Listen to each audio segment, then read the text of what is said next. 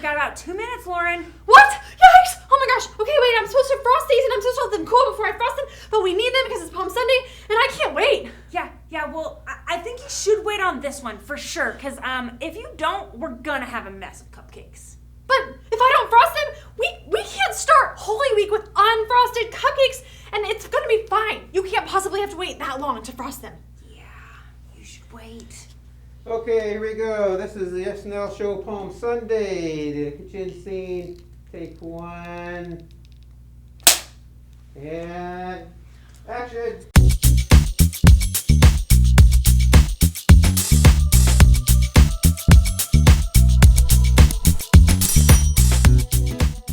This is the SNL show. Welcome, everyone. I am Sarah, and I'm Lauren. Yes, and today is Palm Sunday. Woohoo! We're celebrating 1 week till Easter. It's a big celebration, fun, excitement, lots going on. But we are also talking about patience. And patience is waiting until later for what you want now. We've been, Lauren has been learning a lot about patience during our baking episodes. Okay, done. Okay, I am ready. Cupcakes are ready to go. Yes, we can celebrate now. Wow, look at those cupcakes. I don't know, guys, can you see these? Yeah, looks like you went ahead and frosted them anyways, and they're not cooled, and I think that's just gonna melt everywhere. Okay, but I just couldn't wait. Cupcakes are so yummy. And I just knew that we couldn't celebrate properly with unfrosted cupcakes. I couldn't wait. And it's my last chance on the KiDSCOR baking show. I know. Well, I would say these are only kind of frosted cupcakes. I mean, we're losing the icing. But Lauren, you really need to put some patience into your baking. So, but it's so hard to wait. Yeah, I'm sorry, Lauren. I thought this might happen, but yeah, it's okay. We'll work it out. It's all right. Take it easy, Lauren. Okay, fine. Is there a way that you can show me how to make them the right way? You're in luck. I asked some more KiDSCOR bakers to join us and show us some really good cupcakes. So, let's see what they've made for us that are fully frosted and wonderfully delicious cupcakes. And do you know what their most important ingredient was? Patience. Hey girls, what are you baking today? We're making hot chocolate cupcakes! Yay!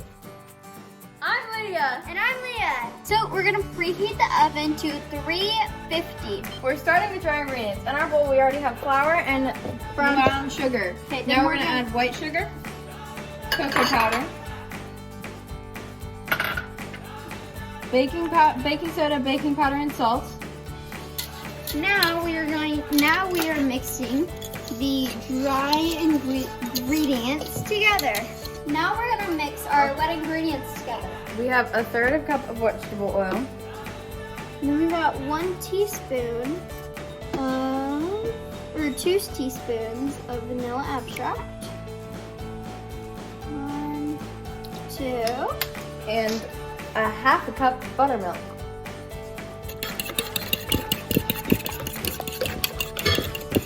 Now we are going to add the dry ingredients into the wet ingredients and mix those together until it's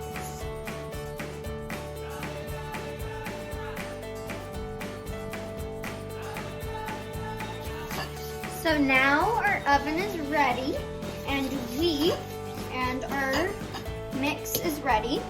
So now we are going to put the cupcake liners into the cupcakes, the cupcake tin thingies.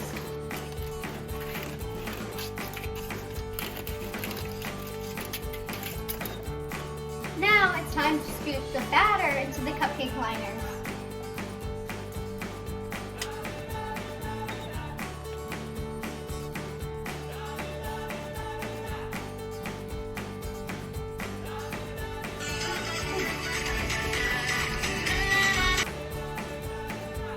Now we're gonna get the cupcakes out of the oven.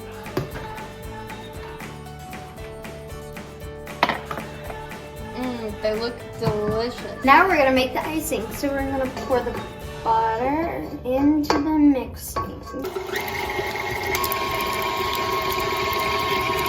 Now Now we're gonna mix in the powdered sugar.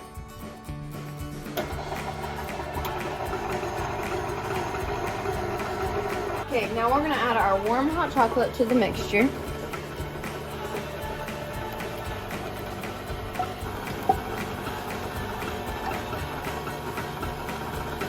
Now it's time to ice the cupcakes.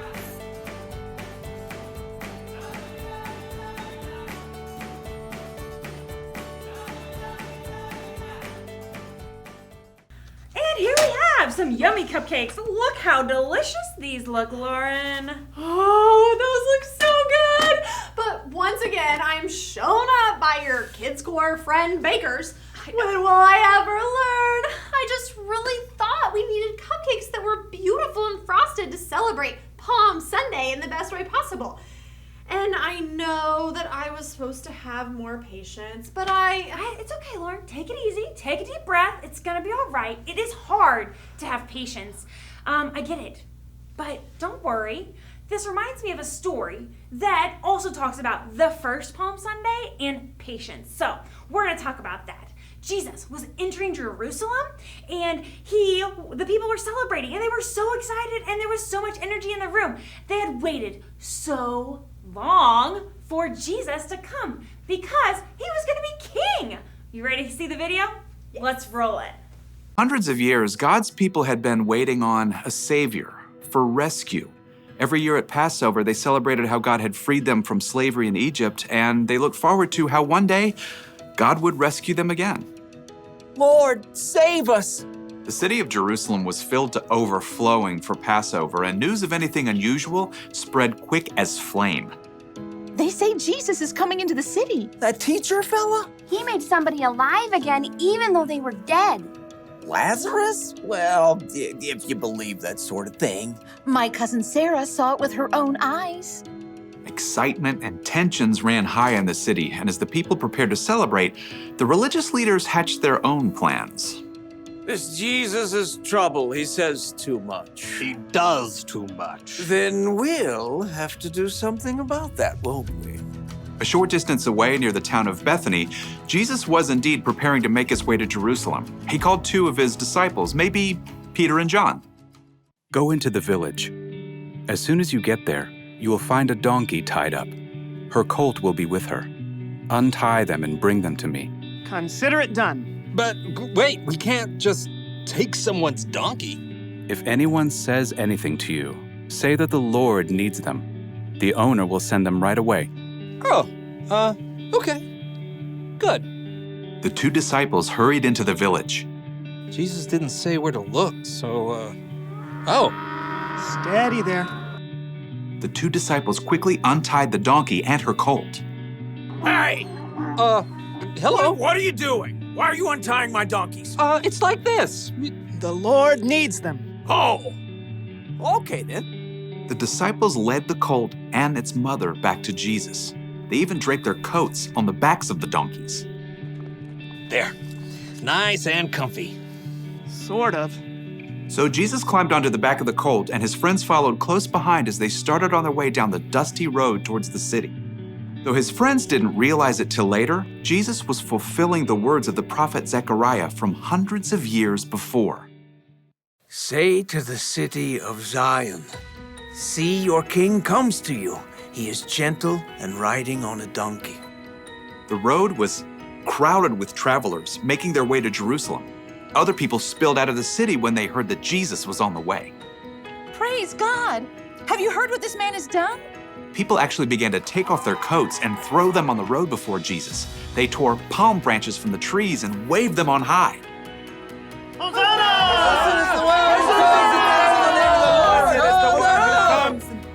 Some of the religious leaders had joined the crowd to discover what was going on.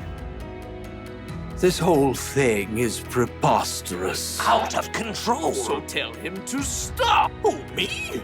Hosanna! Hosanna! Blessed is he who comes in the name of the Who Lord. comes in the name of the Lord. Teacher. Teacher. As the donkey carried him slowly forward, Jesus turned to look at the religious leaders. They glared back. Teacher, tell your followers to stop this instant. Jesus took in the joyful crowds. He looked ahead at the walled city of Jerusalem, sprouting up from the rocky hillsides. Then he looked back at the religious leaders.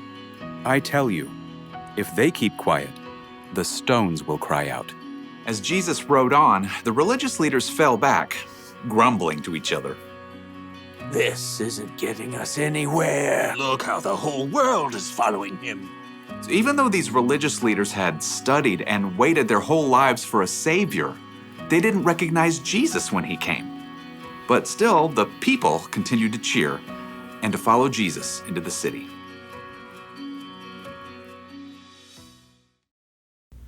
The religious leaders had studied and waited their whole lives for a savior.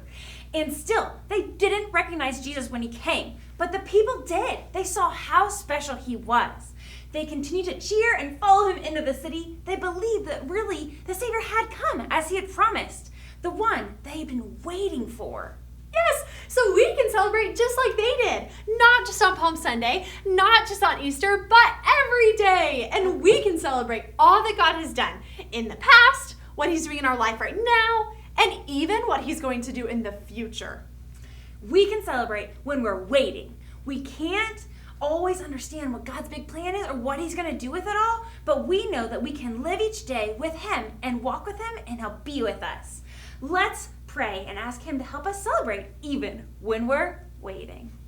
Dear God, thank you for this amazing story. The people had been waiting so long for a Savior, and they must have been so excited to see Jesus. Help us remember that we can celebrate even when we're waiting. Help us trust in you and believe that you always have a good plan for us, even when we can't see what it is. In Jesus' name, amen. Wow, it has been quite a month learning all about patience. It sure has. How about next month we move on to another topic? Yes, please. I can't wait. Oh, I know. See y'all next time on the SNL show. Oh, hi, Easter Bunny. What? Oh, next week's Easter, Lauren. Oh my gosh. So see you guys next week for Easter Sunday on the SNL show.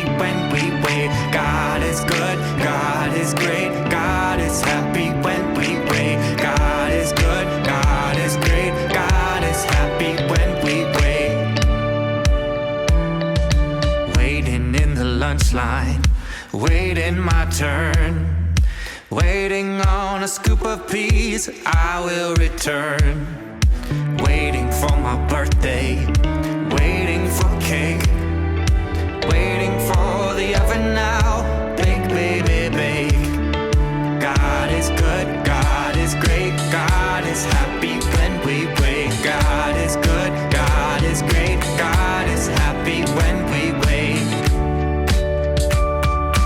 Waiting on a sunrise, waiting for spring, waiting for the sound of all bluebirds to sing, waiting for a savior who's not waiting to save, waiting on the risen king, rise from the grave. God is good, God is great, God is happy when we wait. God is good, God is great, God is happy when we wait.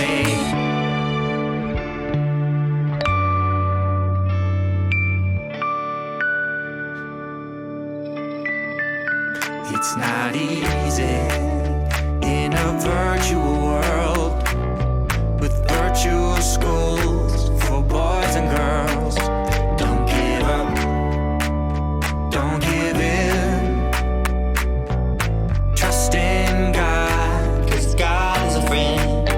Just remember whose you are, a child of God, a superstar. So when waiting has you stuck,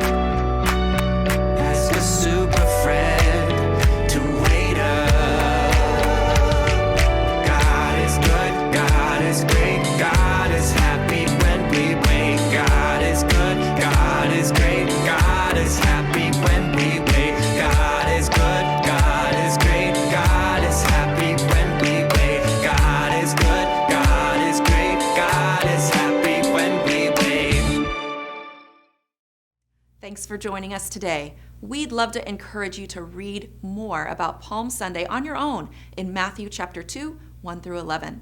We'd also love to connect with you. We've got awesome Zoom calls going on every Sunday morning at 9:30 for kids of all ages. We play games, talk about our week, and we speak into living what we've been learning from God's Word. Head to core.org/kids or email us at kidscore@core.org to get connected.